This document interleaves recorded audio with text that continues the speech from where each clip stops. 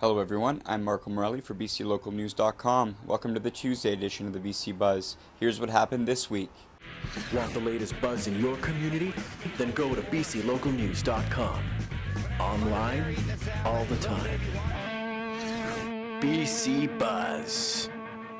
Thousands flocked to Richmond for the Canada Line's opening day. A 26-year-old man was shot in his Surrey home early Monday morning. Parksville Stephen Haywood joins some youngsters at the area's KidFest and heads to the rink where the Vancouver Island Junior Hockey League's Oceanside Generals held this year's main camp.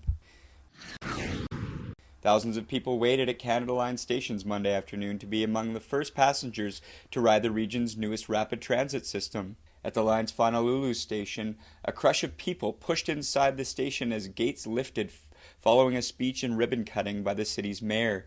Gordon Campbell and other delegates and members of the media took an early ride around 10 a.m., while the first rides for the general public started around 1 p.m.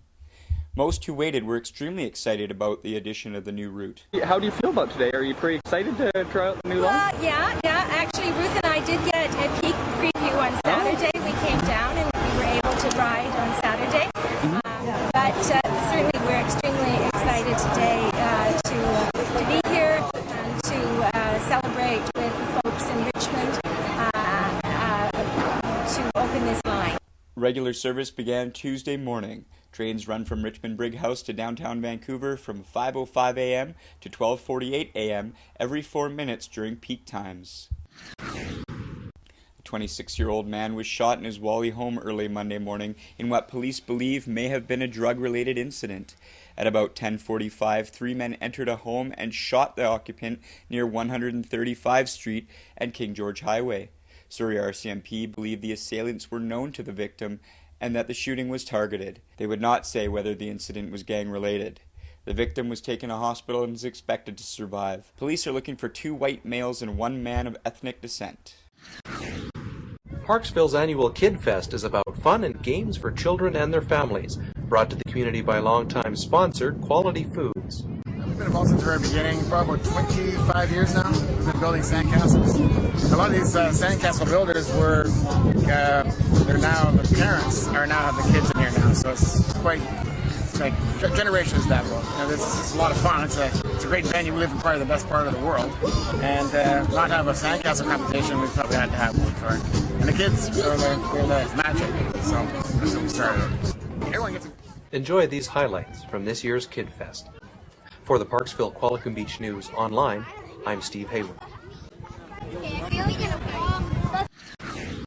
35 players were on the ice over the weekend during the Oceanside Generals main camp to start the 2009-2010 Vancouver Island Junior Hockey League season. Coming off of a league championship last season, head coach Dave Johnston said the Gens are in the enviable position of choosing among some very strong skaters. The big thing for us is to just try and come out of camp with a very good foundation and find out, areas that we maybe think we need to be a little stronger in, and we've definitely established that. Fans are already lining up to see the new crop of Generals as the coaching staff prepares the squad to defend the league title. For the Parksville Qualicum Beach News online, I'm Stephen Haywood.